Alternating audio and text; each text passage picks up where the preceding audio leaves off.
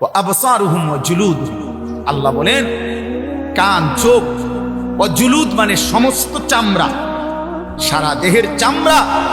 আল্লাহ তাআলা বলছে বান্দা তোমাদের কর্মকাণ্ড সম্পর্কে আমি আল্লাহর সামনে সাক্ষ্য দেব, সাক্ষ্য দেবে। আল্লাহ তাআলা বলছে ইন্নামা বাগিয়ুকুম আলা আনফুসিকুম, তোমরা যে প্রতিনিয়ত আমার রাস্তা ছেড়ে উল্টো পথে চলছো, বাগিয়ু সীমা লঙ্ঘন করছো আমার হুকুমের সাথে, তো মনে রেখো এটা প্রত্যেকটাই তোমাদের উপরেই বর্তাবে, আমার উপরে। আমার আসমান ছোট হবে না, আমার জমিন ছোট হবে, আমার সূর্য বন্ধ হবে না, আমার চাঁদ ছোট হবে। তোমরা সবাই নাফরমানি করলেও আসমান ছোট হয় না, আমার জমিন সংকুচিত হবে না, তোমার বিরুদ্ধে যাবে। আলা আনফুসিকুম, তোমাদের বিরুদ্ধে। তোমার চুরি তোমার বিরুদ্ধে দাঁড়াবে, তোমার জিনা তোমার বিরুদ্ধে দাঁড়াবে, তোমার নর্তকী দেখা তোমার বিরুদ্ধে দাঁড়াবে, তোমার সুদের একটা একটা টাকা তোমার বিরুদ্ধে বলবে। ইন্নামা বাগিয়ুকুম আলা আনফুসিকুম। আল্লাহ তাআলা বলছে কুল তামাত্তা বিকুফরিকা কালিলা, বান্দা তুমি তোমার নাফরমানি নিয়ে অল্প কয়টা দিন দুনিয়া ভোগ করো, আমি তোমারে বুঝাবো, আমি তোমারে বুঝাবো। অল্প কালিলা, দুনিয়াকে আল্লাহ তুচ্ছ করে দিয়েছে। কুল মা ইনদাল্লাহি খায়রুম মিনাল লাহবি ওয়া মিনাত তিজারা। একটা উদাহরণ শুরু শুনেন, সাহাবায়ে কেরাম জুমার নামাজের দিন রাসূলুল্লাহ সাল্লাল্লাহু আলাইহি সাল্লামের প্রথম জামানায় জুমার নামাজের পরে খুতবা হইতো। এখন জুমার খুতবা হয় কখন? কথা বলেন না। ঈদের নামাজের খুতবা হয় কখন? আগে জুমার খুতবাও এরকম পরে হইতো। নবীজির জামানায় প্রথম বিধান ছিলাম, পরে আল্লাহর হুকুমে আবার বদলাইছে হুকুম। তো একদিন জুমার নামাজ নবীজি আদায় করে ফেলছে, জুমার নামাজ শেষ, এখন নবীজি সাল্লাল্লাহু আলাইহি ওয়াসাল্লাম খুতবা দিতে দাঁড়াইছে।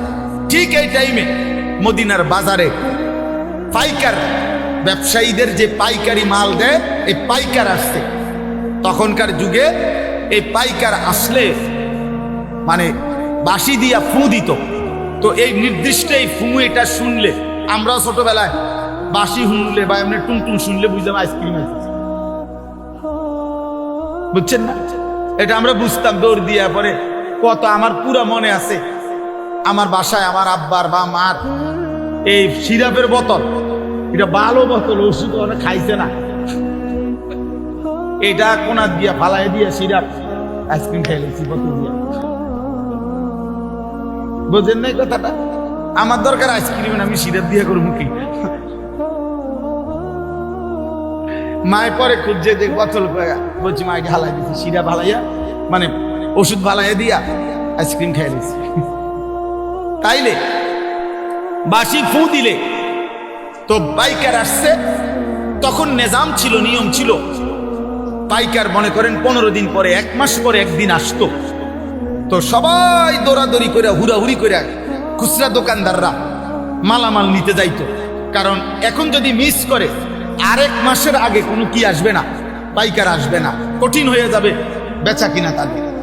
তো ঘটনাচক্রে এই সাহাবাদের মধ্যে যারা এই মদিনার বাজারের ব্যবসায়ী, উনারা ওই বাঁশির ফু শুই না, উনারা ভাবছে নামাজ তো শেষ, শুধু খুতবাটা বাকি।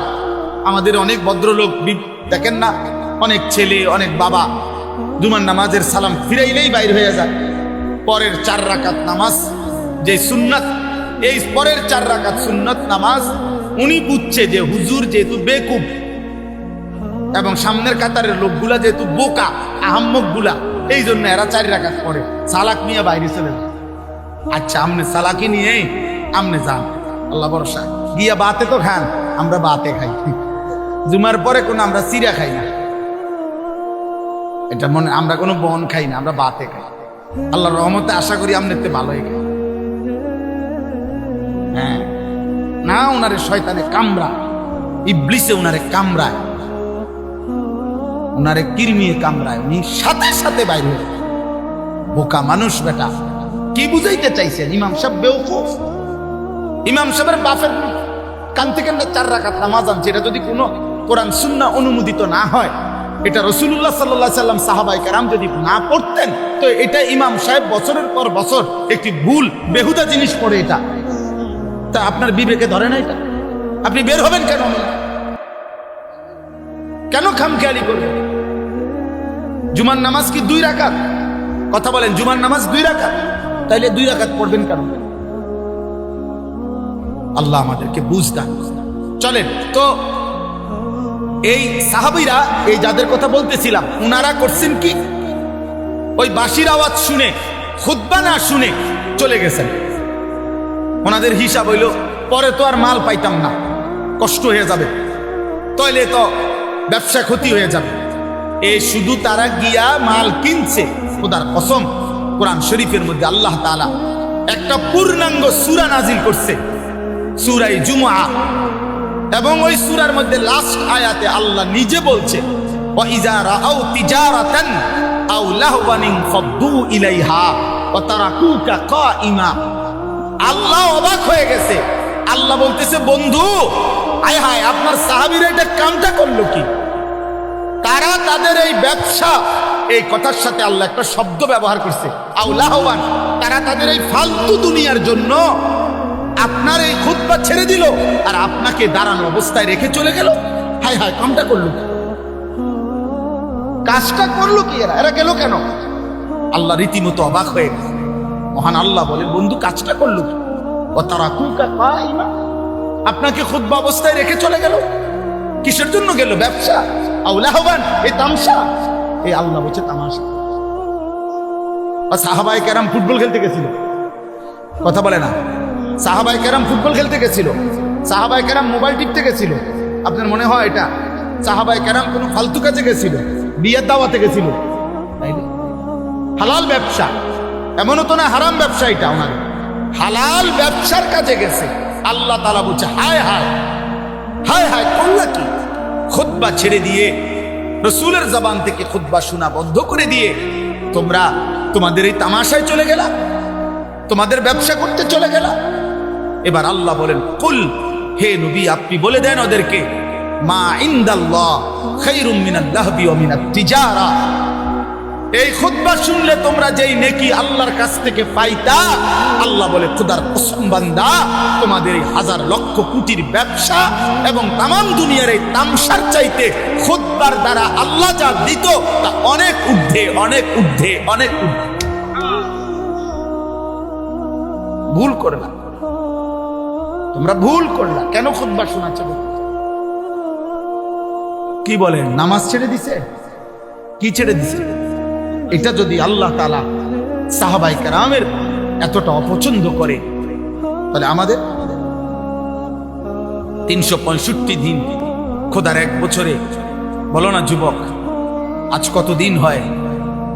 365 দিনের এক বছরে কোনো দিন ফজরের নামাজ পড়তে পারলা না। আয় দুর্ভাগা, বদনসিব। এবং মুসলমান কেমনে হইল? এমন মুসলমান কেমনে হইল? এমন নাফরমান কেমনে হইলি? বাবা, 365 দিনে খোদার এক বছরে একদিনও মনে করেন? ভোরের আলো তোমারে কোনোদিন দেখবে না, সুবহে সাদিক তোমাকে কোনোদিন দেখবে না, ভোরের মুয়াজ্জিন তোমাকে কোনোদিন দেখবে না। আহ আহ 5 ওয়াক্ত নামাজ দিনের পর দিন যাদের ছুটে যায়, কি কারণে ছুটে যায়? বলেন না বা কি কারণে ছুটে যায়? কি কারণে ছুটে? কি দোকানদারি করে লাইছেন এক একজন, কি দুনিয়া উল্টাইছে জানি না। আপনাকে কার ঘরে কি আছে মিয়া? সোফা 1 সেটের বেশি তো বেশিরভাগ ঘরে 2 সেট সোফা নাকি? এটা তো আমার ঘরেও আছে মিয়া। কি বেশি কামাই করে ফেলছেন দুনিয়া? হ্যাঁ, 1 সেট সোফা, একটা ডাইনিং টেবিল, 6টা চেয়ার, 2টা খাট, 2টা আলমারি, বাথরুম, 2টা বদনা, বালতি, জগ, মগ, কাঁচের প্লেট, নুনের বাড়ি, আর কি তা? কি ফার্নিচার এগুলো? এটুকু ফালতু জিনিসের জন্য এত মিথ্যা বললেন? এত টাকা সুদ খান, 30 বছর ধরে সুদের চাকরি করেন, 30 বছর ধরে অবৈধ উপার্জন করেন। আরে হারামখোর, তোর লোভ কোনোদিন শেষ হবে না, খোদার কসম তোর অভাবও কোনোদিন শেষ হবে না। এই কিস্তি চলতে চলতে, সুদ চলতে চলতে, লোন চলতে চলতে কবরে চলে যাইবা, আর আখিরাতে জাহান্নাম ছাড়া আর কিছুই মিলবে না বেটা। কেউ মাতবরি করেন না, আমিও না, আপনিও না। কোন নাফরমান, কোন পাপী, কোন বেনামাজি, কোন চরিত্রহীন যুবক, নারী দেখো, ছবি দেখো, উলঙ্গ দৃশ্য দেখো, জিনা ব্যভিচারের দৃশ্য দেখো, হারাম ছবিতে পড়ে থাকো, মোবাইলের উশৃঙ্খলার উলঙ্গতায় পড়ে থাকো, যুবক নিজেকে চালাক মনে করিস না বাপ। তুই এই সমাজের দুশ্মন, তুই এই জাতির কলঙ্ক।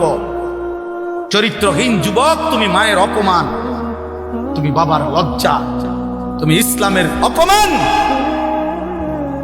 তুমি আল্লাহর নাফরমান, তুমি রসুলের দুশ্মন। পৃথিবী তোমারে মনে রাখবে না, এ বাতে খাইতে পারবা,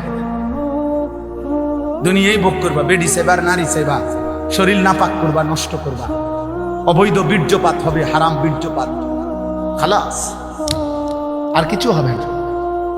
দুনিয়া মনে রাখবে না বাপ।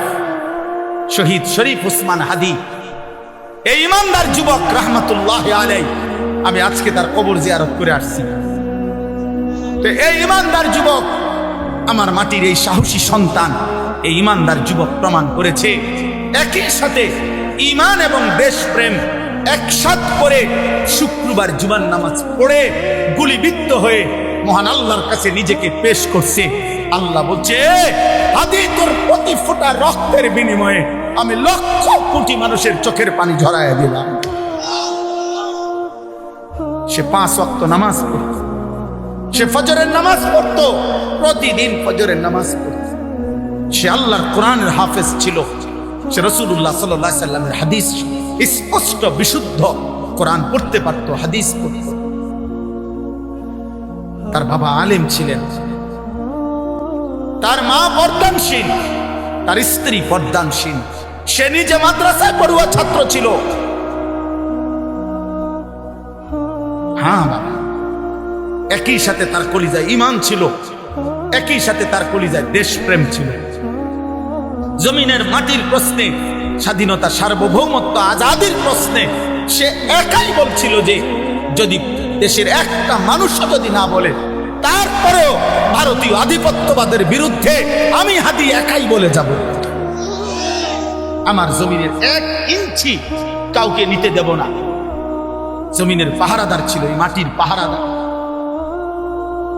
আবার ইমানদারও ছিল। এই জন্য দোস্ত, রাজনীতি আরো অনেকে আগেও করছে, এখনো করবে, কিন্তু এই পরিমাণ মানুষের চোখের পানি অঝরে ঝরানো, এটা কঠিন, এটা কঠিন, এটা কঠিন। আজকেও আমি যখন দেখছি, তখনও দেখছি যে যে আরোপ করতেছে, সাধারণ মানুষ যেই দেখলাম যে সব কাঁদতেছে, সব কাঁদতেছে।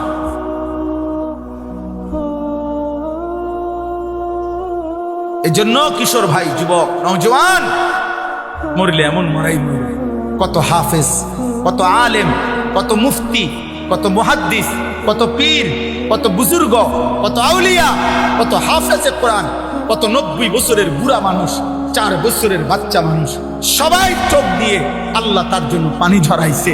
প্রতিটা চোখের পানি তার জন্য দোয়া না? কথা বলেন না কেন? প্রতি ফোঁটা চোখের পানি তার জন্য দোয়া না? তাইলে এমন একটা মরণ তুমি মরো, যে মরণে দেশ কাঁদবে, মাটি কাঁদবে, যে মরণে কোটি মানুষের চোখের পানি ঝরবে। ঈমান এবং দেশপ্রেম একসাথ করছে, সে একসাথ করেছে। মাতৃভূমির প্রতিও তার অগাধ ভালোবাসা ছিল। ঈমানের প্রশ্ন, সে আল্লাহ তাআলার আনুগত্যশীল বান্দা ছিল। আলহামদুলিল্লাহ, আল্লাহ তার কবরকে নূরে নূরে মুনাব্বার করবে। আল্লাহ তাআলা আমার ওসমান হাদি রহমাতুল্লাহ আলাইহি এই সন্তানের প্রতি ফোঁটা রক্তের বিনিময়ে আল্লাহ লাখো কোটি যুবক তৈরি করে দেন, এবং এটা হবে ইনশাআল্লাহ, এটা হবে, এটাই হবে ইনশাআল্লাহ। কারো চক্রাঙ্গানি, কারো ষড়যন্ত্র, কারো কোনো কিছুতেই আমার মাটির ইমানদার যুবককে 1 ইঞ্চি আজাদি, আমার কাঁটাতার আমার সীমান্তের 1 ইঞ্চি মাটি ইনশাআল্লাহ পার্শ্ববর্তী বেঈমান নিতে পারবে না ইনশাআল্লাহ। এটাই সত্য, কোনো সন্দেহ নাই। মনে রাখো যুবক, তুমি প্রয়োজনে লড়বা না, কিন্তু ইমানদার যুবক লড়বে, তুমি দেখো। এজন্য তোমরা, আমি অনুরোধ করছি কিশোর যুবক ছেলেরা, নারী দেখতে দেখতে, ছবি দেখতে দেখতে, উলঙ্গ দৃশ্য দেখতে দেখতে, আরে বেটা চটপটি খাইতে খাইতে 8 ঘন্টা শেষ করিস না বেটা। একটা চটপটি খাইছে বেটা, বন্ধুদের সাথে আড্ডা দিছে 8 ঘন্টা। এই 8 ঘন্টা কি করছে অপদার্থ বলতে পারবে না কি করছে। কিরে ভাই কি করছে তখন? আড্ডা দিছে। আর কি আড্ডা দিছ? আড্ডা দিছে, নারী দেখছি, মোবাইলে ছবি দেখছি, তার ফাঁসাত লাথি দিছি, তার শার্ট টাইনা ধরছে, তারে ঘুষি দিয়া লাইছে, ওইটার চুল ধরে টান মারছে। কি রে এরম করেছে? আমরা ফ্রেন্ড, তো ফ্রেন্ডে বুঝি আরেক ফ্রেন্ডরে লাথি দেবে, তো দুইটাই তো অপদার্থ ফ্রেন্ড, দুটাই তো প্লাস্টিক। এটা কোন ধরনের ফ্রেন্ড হইল? একটা আরেকটা লাথি দেও, ফালতু কোথাকার। তাহলে বলেন মিয়া, জীবন মানে শুধু দুনিয়া উপভোগ কর? আখিরাতের ফিকির কে করবে? কবরের ফিকির কে করবে? পরকালের ফিকির করবে কে?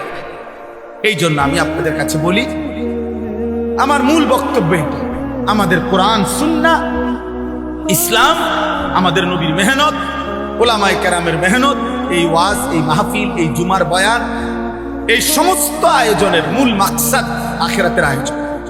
কিসের আয়োজন বলেন না? আল্লাহ তাআলা দুনিয়াকে তুচ্ছ করে ধরছে, বলছে লাহবুন, তামাশা তামাশা। সাহাবাদেরকে বলছে, সাহাবারা হালাল ব্যবসার মাল কিনতে গেছে, আল্লাহ বলছে তামসাদ গেলাকা। অথচ আসলে কি তামসা এটা? কিন্তু আল্লাহ তাআলা সাহাবাদেরকে বলছে যে তামসাদ গেলাকা, খুতবা ছেড়ে দুনিয়াকে আল্লাহ বলছে তামাশা। নবী সাল্লাল্লাহু আলাইহি ওয়াসাল্লাম বলছেন, একদিন নবীজি সাল্লাল্লাহু আলাইহি ওয়াসাল্লাম একটা কান কাটা মরা ছাগল, কান কাটা মরা ছাগল সাহাবাদেরকে দেখাইয়া বলছে, তোমরা কেউ আমার থেকে 1 দিরহাম 1 টাকা মূল্যে এই কান কাটা মরা ছাগলটি কিনবা?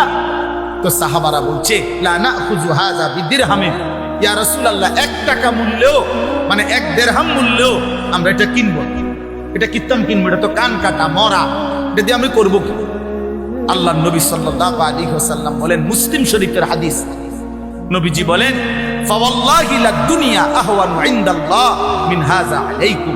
আল্লাহর কসম সাহাবীরা, এই কান কাটা মরা ছাগল তোমাদের কাছে যতটা নিকৃষ্ট, খোদার কসম আল্লাহর কাছে দুনিয়াটা তার চাইতে বেশি নিকৃষ্ট।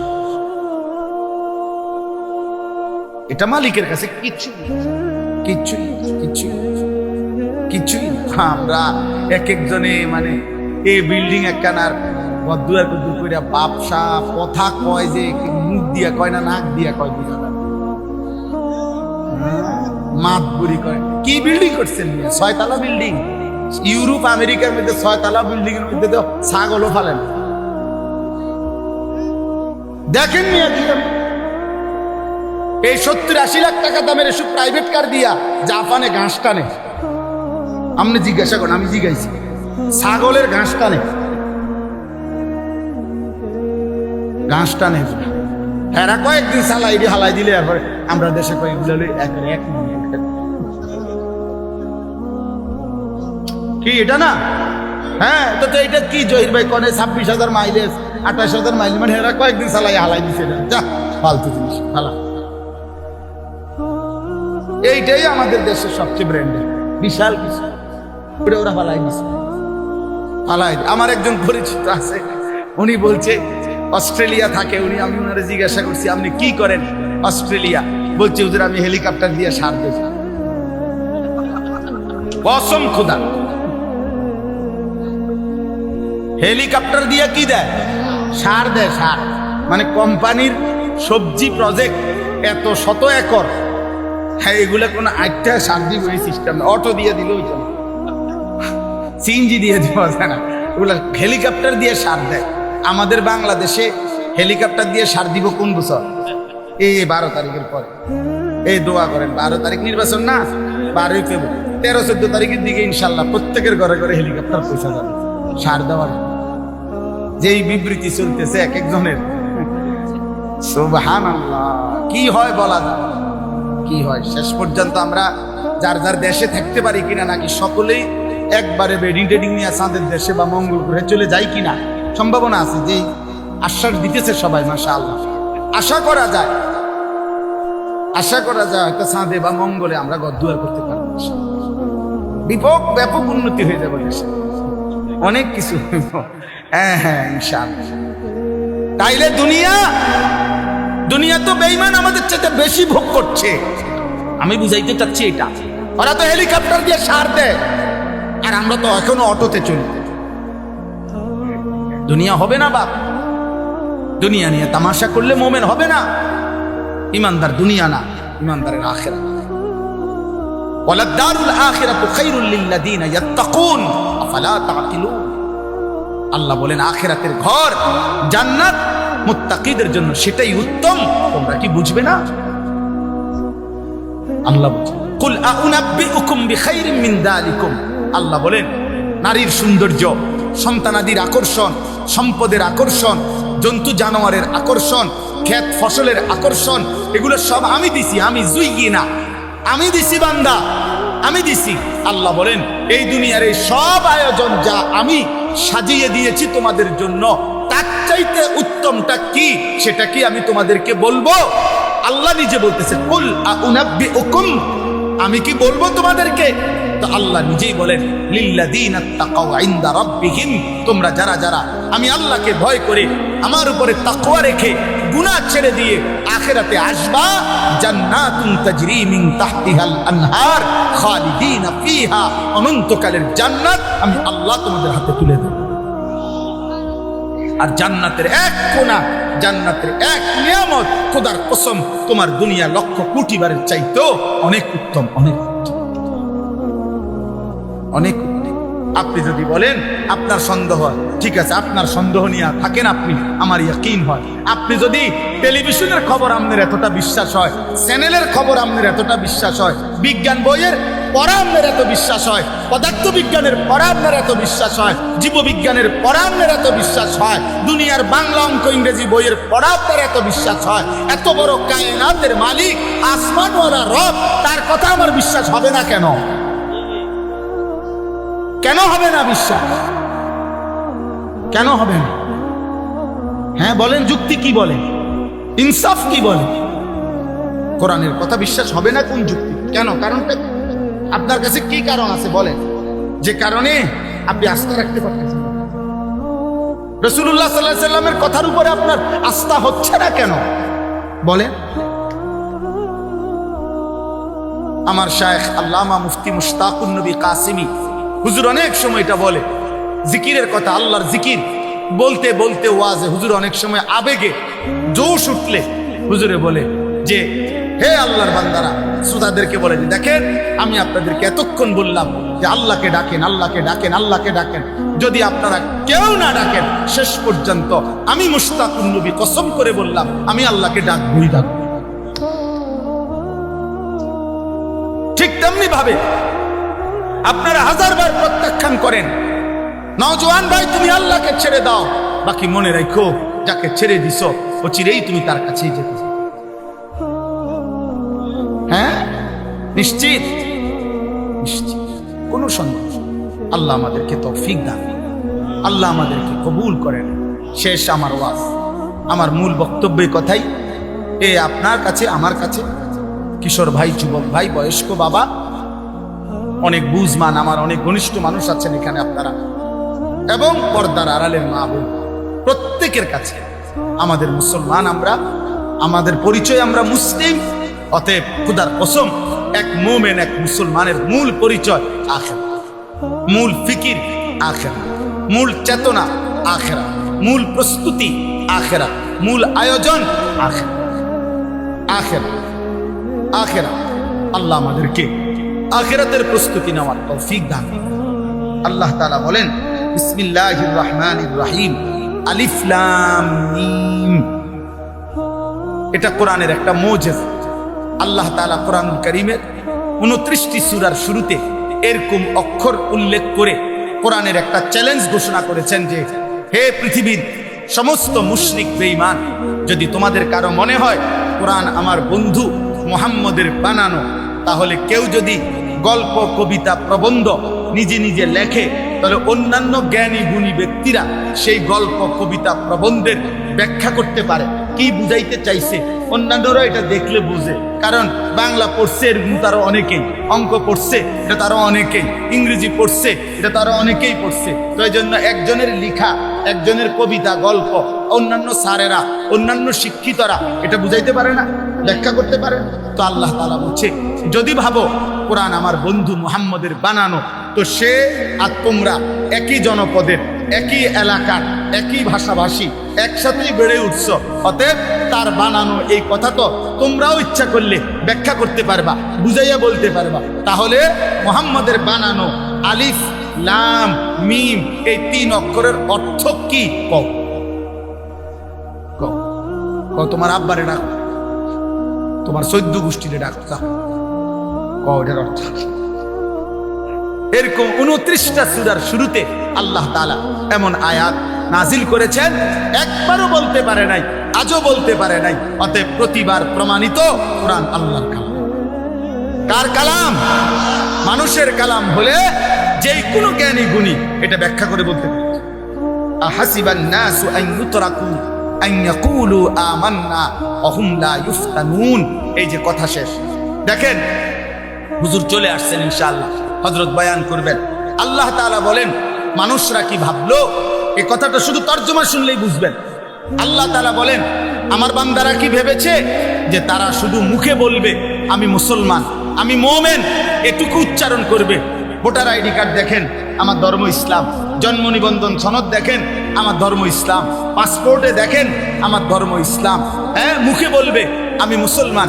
আল্লাহ তাআলা বলেন, ওয়াহুম লা ইফতানুন, আমি আল্লাহ এ শুধু দাবি করবে মুসলমান, আর আমি কোনো পরীক্ষা না নিয়ে আমার বান্দাকে ছেড়ে দেব, জান্নাত দিয়ে দেব।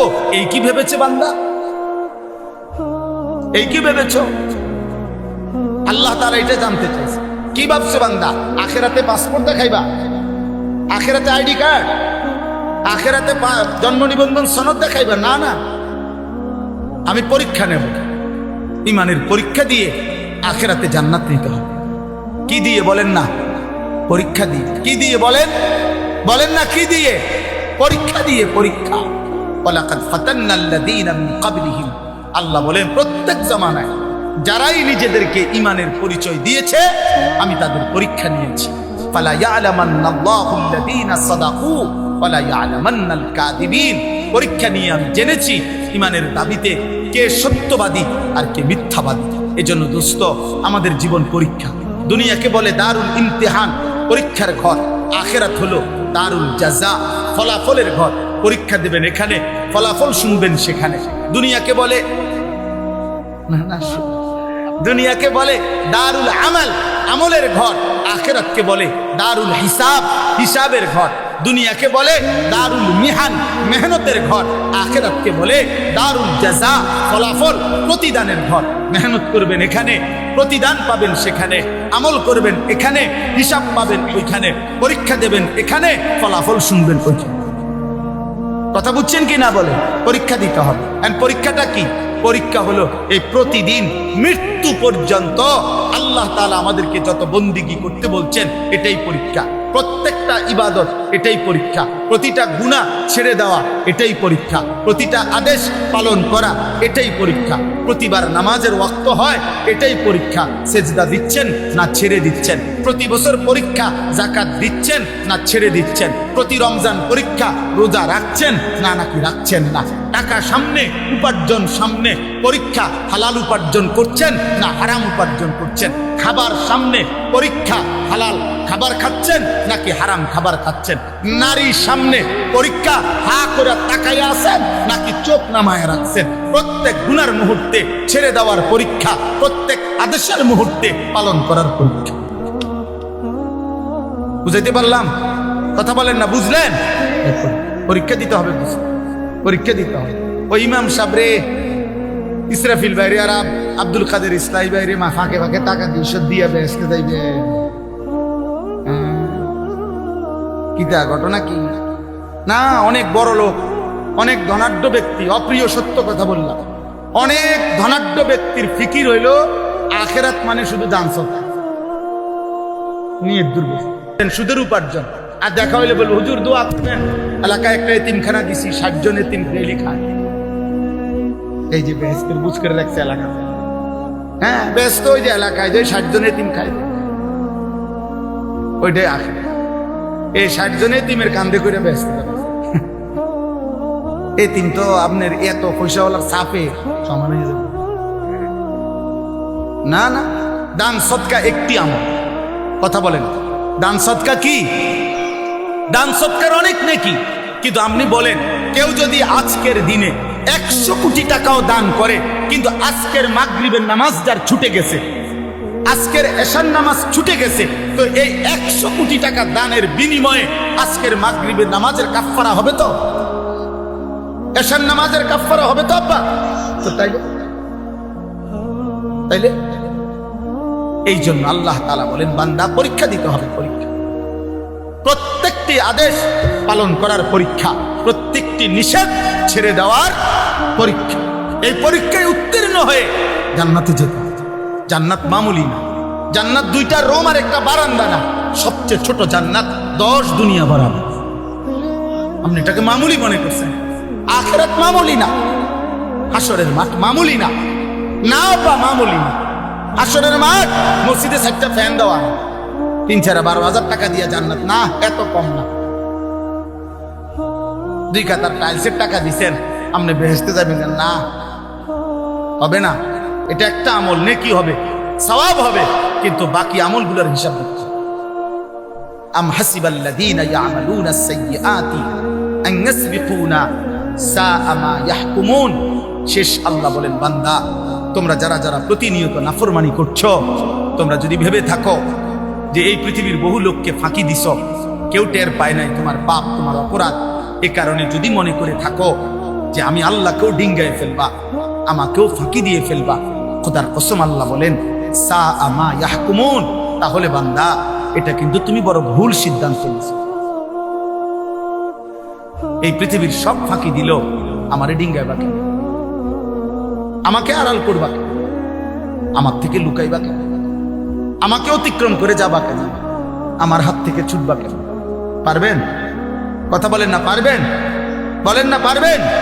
হ্যাঁ যুবক ভাই, অতএব নওজোয়ান, রাত 2টায় পৃথিবী ঘুমায়, কিন্তু আসমানওয়ালা রব ঘুমায় না। 2টা বাজে তুমি ভাবছো কেউ জেগে নাই, এই জন্য মোবাইলে উলঙ্গ ছবি দেখো। আসমানওয়ালা রব ডেকে বলে আনিস আমি জেগে আছি, আমি দেখছি, আমি দেখছি, আমি দেখছি। সুদের টাকা কেউ টের পায় নাই, ওজনের কমতি কেউ বুঝে নাই, কাস্টমার বুঝে নাই, আসমানওয়ালা বলে আমি বুঝেছি। মান কানা ইয়ারজু লিকা আল্লাহ ফাইন্না আজালাল্লাহি লাআতিন ওয়া হুয়াস সামিউল আলিম। ওফ, মালিক শেষে চমৎকার কথা বলে। অতএব সব কিছু বুঝে শুনে পরীক্ষা দেওয়ার নিয়ত করে আমার যে বান্দা ঈমান আমলের পরীক্ষা দিবা, বন্দেগী ইবাদত আমল করতে থাকবা, আর মনে মনে আশা আমি আল্লাহর সাক্ষাৎ পাইবা, জান্নাত পাইবা। আল্লাহ বলে যদি এই আশা পোষণ করে থাকো, আমার বন্দেগী করতে থাকো, আমি আল্লাহ ওয়াদা দিলাম আমি একদিন নির্দিষ্ট সময়ে আমার ফেরেশতা মালাকুল মউত আজরাইলকে তোমার কাছে পাঠাবো, সে তোমাকে আমার কাছে নিয়ে আসবে, আমাকেও দেখবা, আমার জান্নাতও পাইবা। ওয়া হুয়াস সামিউল আলিম। আল্লাহ বলেন অতএব শুনে নাও বান্দা, যাই বলো আমি সব শুনি, যাই করো আমি সব জানি, ভালোটাও জানি, মন্দটাও জানি, রাতেরটাও জানি, দিনেরটাও জানি, একাকীও জানি, প্রকাশ্যেও জানি, দিবালোকেও জানি। অতএব আমাকে লুকাইও না, আমার থেকে আড়াল। আল্লাহ আমাদের সবাইকে ঈমানের জীবন দান, আমলের জীবন দান করে, আখিরাতের ফিকির দান করে, কবরের ভয় দান করে, জাহান্নামের ভয় দান করে। প্রিয় ভাই নওজোয়ান, আর কিছু সময় মুহতারাম মেহমান হযরত অনেক দূর থেকে কষ্ট করে এসেছেন, দয়া করে অল্প সময় কথা বলবেন।